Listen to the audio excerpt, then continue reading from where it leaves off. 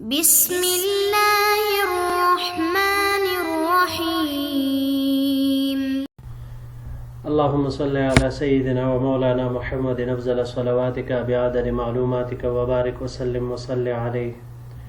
بسم اللہ الرحمن الرحیم۔ عزیز طلباء کرام، مختارات من ادب العرب سے بحمد اللہ تعالی آج ہمارا 80 نمبر سبق ہے، اور جو مضمون پچھلے درس سے شروع ہوا تھا علو الہمت، اونچی سوچ اور اونچی ہمت، تو آج اس کا دوسرا حصہ پیش خدمت ہے۔ تو بڑھتے ہیں اپنے سبق کی طرف۔ پچھلے سبق میں ہم نے آخر میں پڑھا تھا کہ ابو مسلم خراسانی نے، جن سے زمانے شباب میں کسی نے پوچھا کہ آپ سوتے کیوں نہیں، تو انہوں نے کہا کہ میرا ذہن صاف ہے اور ارادہ میرا بہت دور کا ہے، اور نفس یہ احمقوں اور گٹھیا لوگوں کی زندگی کی طرح زندگی کے ساتھ بلند امور کا مشتاق ہے۔ یہ بات پچھلے سبق میں ہم پڑھ چکے تھے، اب ان کی یہ بات جاری ہے۔ تو آگے سے کیا فرما رہے تو شروع کرتے ہیں جی یہاں سے۔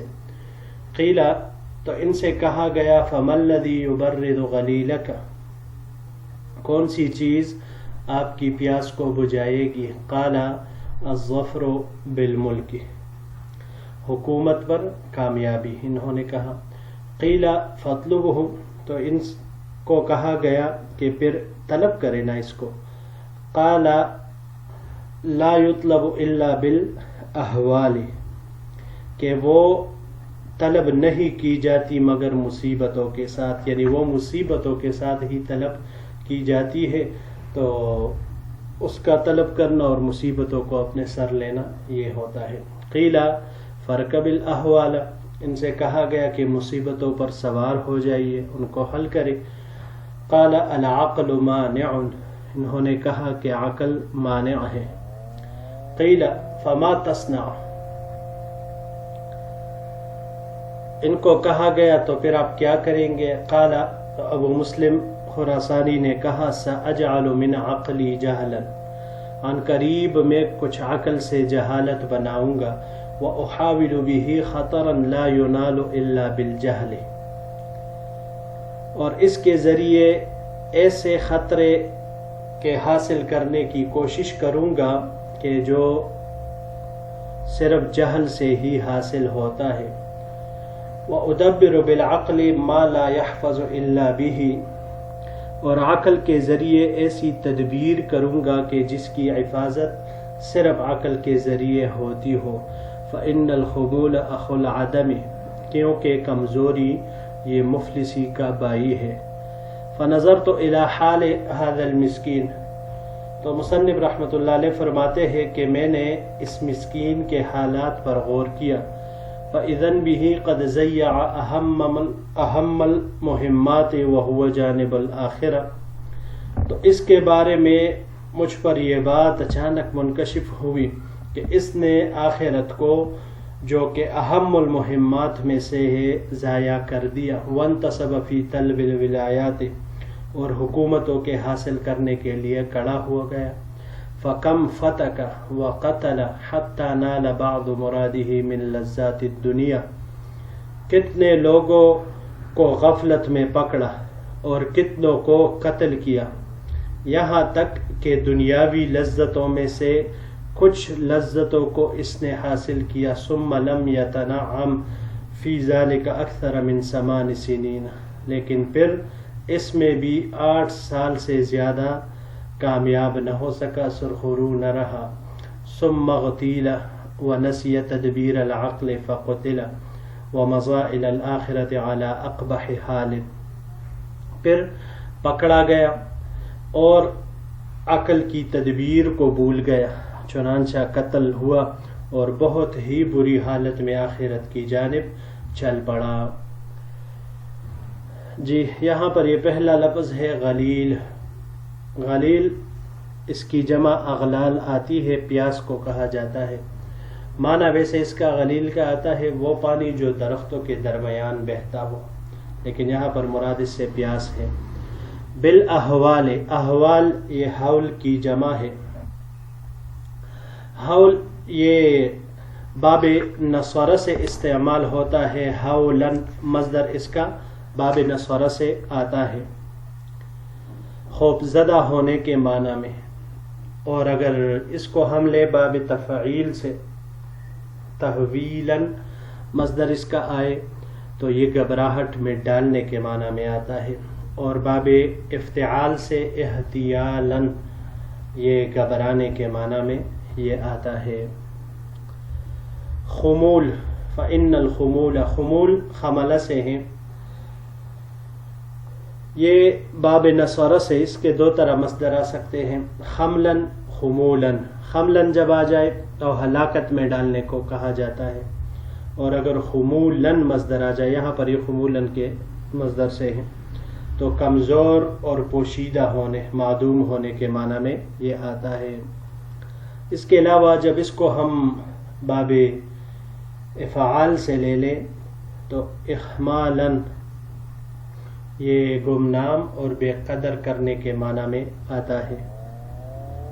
اور باب افتعال سے لینے کی صورت میں احتمالاً، احتمال الماشیہ اس وقت کہا جاتا ہے جب جانور اچھی گھاس والی زمین میں چرتے ہوں، اس کو کہا جاتا ہے. اگلا لفظ ہے فتک. فتکا یہ باب ضرب اور نصرہ سے استعمال ہوا ہے. فتکن و فتوکن، غفلت میں پکڑنے کو. اور اگر باب تفاعل سے لے تفتکن تو یہ خودرائی سے کام کرنے کے معنی میں آئے گا. اس کے علاوہ اس کا استعمال باب مفاعلہ سے بھی ہو سکتا ہے. مفاتکتن یہ کل عام، کلم کلہ قتل کرنا، اس معنی میں آتا ہے. جی تو بڑھتے ہیں اپنے اگلے سلائیڈ کی طرف. وکان المتنبی یقول، اور متنبی کہتا تھا، وفی الناس من یرضى بمیسور عیشہ ومرکوبہ رجلاہ والصوب جلدہ، کہ لوگوں میں سے کچھ اس زندگی کی سہولت پر راضی ہوتے ہیں کہ ان کے پاؤں ان کی سواری اور ان کی جلد ان کے کپڑے ہوتے ہیں.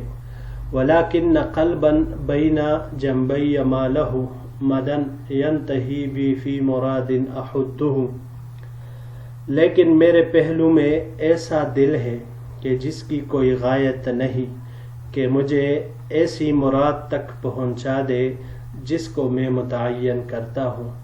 ترا جسمہ یکسا شفوفا تربہ فیختار ان یکسا دروعا تہدہ، تو اس کے جسم کو دیکھے گا کہ ایسے باریک کپڑے پہنتا ہے جو اس کی پرورش کرتے ہیں. وہ ایسی زروں کو پہننا پسند کرتے ہیں جو اس کو منہدم کر دے. فتأملت هذا الآخرہ، پس میں نے اس آخر میں یعنی آخری فقرے میں نے غور و فکر کیا. فإذن نہمتہ فیما یتعلق بالدنیا فحسب. فإذن نہمتہ فیما یتعلق بالدنیا فحسب، چنانچہ میں اس کے گوہر مقصود تک پہنچ گیا. میں فإذن نہمتہ فیما یتعلق بالدنیا فحسب، تو میں اس کے گوہر مقصود تک پہنچ گیا کہ صرف اس چیز کی حاجت ہے، اس کو صرف اس چیز کی حاجت ہے جس کا تعلق دنیا سے ہے. وَنَظَرْتُ إِلَىٰ عُلُوِّ ہمتی فَرَأَيْتُهَا عَجَبًا، میں نے اپنے بلند ہمتی کی طرف دیکھا تو وہ مجھے عجیب لگی. وَذَلِكَ أَنَّنِي أَرُومُ مِنَ الْعِلْمِ مَا أَتَيَقَّنُ أَنِّي لَا أَصِلُ إِلَيْهِ، اور وہ اس لیے کہ میں علم سے وہ حاصل کرنا چاہتا تھا کہ جس کا مجھے یقین تھا کہ میں حاصل نہیں کر سکتا. لأننی احب نیل کل العلوم علی اختلاف فنونها، کیونکہ میں ہر قسم کے فنون کے تمام علوم کو حاصل کرنا چاہتا ہوں، ارید استقصاء کل فرد، اور علم کے ہر فرد کی غایت تک پہنچنا چاہتا ہوں. ھذا امر یعجز العمر عن بعضہ، یہ ایک ایسا کام ہے کہ اس کے کچھ حصے سے عمر بھی عاجز ہے. فإن عرض لي همة في فن قد بلغ منتهاه رأيته ناقصا في غيره، بس اگر میرے سامنے کوئی بلند ہمت آ جائے جو کہ کسی فن میں انتہا اور کمال تک پہنچا ہوا ہو تو میں اس کو دوسرے فنون میں ناقص دیکھتا ہوں. فلا اعد ہمته تامتا، چنانچہ میں اس کی ہمت کو ہمت تامہ شمار نہیں کرتا یا اس کو کامل ہمت والا نہیں کہتا. جی یہاں پر یہ کچھ الفاظ ہے. پہلا اس میں سے شفوفاً، شف سے ہے، شف یشف شفوفاً و شفیفاً. شفوفاً اور شفیفاً یہ اس باریک کپڑے کو کہا جاتا ہے کہ جس کے پار دکھائی دیتا ہو. اس کے علاوہ یہ باب نصارہ سے شفن اور شفوفن بھی استعمال ہو سکتا ہے کمزور ہونے کے معنی میں. باب افعال سے جب اس کو ہم لے اشفافن تو یہ فضیلت دینے کے معنی میں یہ آتا ہے. تربہ، ترب ربب سے ہے، رب یرب ربن. باب نصارہ سے اس کا مصدر ربن آتا ہے. یہ کہا جاتا ہے بالغ ہونے تک پرورش کرنے کو یا درجہ بدرجہ کمال تک پہنچانے کو. اللہ تعالیٰ کو بھی رب اس لیے کہا جاتا ہے کہ وہ ابتدا سے لے کر انتہا تک انسان کی پرورش کرتا ہے، درجہ بدرجہ اس کو کمال تک پہنچاتا ہے. باب تفعیل اور افتعال سے بھی یہی معنی اس کا آتا ہے. اور اگر باب افعال سے اس کو ہم لے اربابن تو اربابن یہ اقامت کرنے کے معنی میں آتا ہے. تہدہ، حد یہد حدن و حدودن، یہ باب نصارہ سے یہاں استعمال ہوا ہے دھماکے سے گرنا، دڑام سے گرنا، اس معنی میں یہ آتا ہے. اور اگر ضرب سے لیا جائے یا سمع سے تو حدن و حدیدن مصدر اس کا آتا ہے گرنے کے معنی میں. باب تفاعل، تفاعل اور تفعیل ان تینوں سے تحدیدن، تحددن، تحادن یہ ایک دوسرے کے پیچھے آنے کے معنی میں یہ آتا ہے. نہمتہ، نہمہ، نہمن باب ضربہ اور فتح سے، نہمن بھی اور نہمتن بھی ڈانٹنے کے معنی میں یہ آتا ہے. یا اگر باب ضربت سے نہمن مصدر اس کا آ جائے تو پھر اس کا معنی بہت کانے میں آتا ہے، بہت کانے. ارومو، ارومو یہ باب نصارہ سے استعمال ہوتا ہے رومن. باب نصارہ سے جب لیا جائے رومن مصدر اس کا آتا ہے، معنی رومن اور مرامن دونوں طرح ارادہ کرنے کے معنی میں یہ آتا ہے. اور اگر باب تفعیل سے اس کو ہم لے ترویمن تو پھر یہ خواہش دلانے کے معنی میں، ٹہرنے کے معنی میں آتا ہے. اور اس کے علاوہ ترومن باب تفاعل سے ٹھٹا کرنے کے معنی میں یہ آتا ہے. استقصاء، استقصاء باب استفعال سے